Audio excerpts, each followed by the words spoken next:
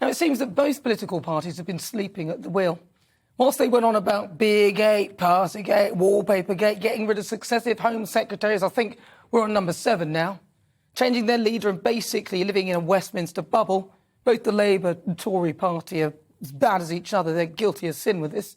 There's little between their policies, and they messed about like school kids arguing in a playground at school. The problem remained. It was the problem of illegal channel crossings, and it went unchecked. And in my view, the political wranglings was the perfect distraction from not doing any actual work and the perfect opportunity for people traffickers to go under the radar.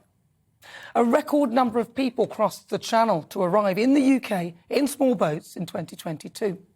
More than 45,000. That's a 60% increase from the previous year.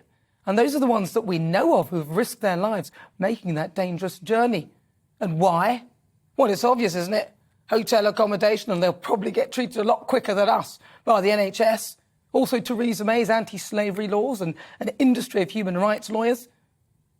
Basically, once you get here, you've got 2 hopes of going back, Bob Hope and no hope. And a large proportion of them coming from, well, NATO country Albania.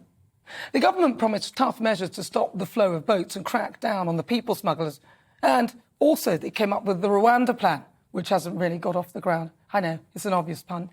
And it seems to me that now more and more people are arriving in fewer boats.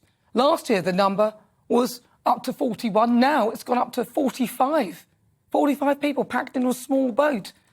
A government spokeswoman said the global migration crisis is causing an unprecedented strain on our asylum system. You don't say.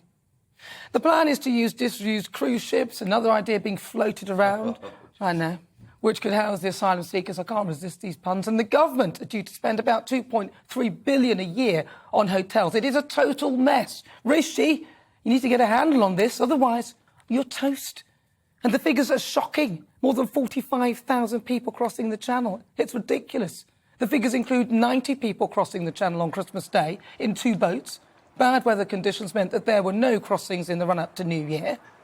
Then over the past year, we've had 3 Home Secretaries, Priti Patel, Grant Shapps and now Suella Braverman.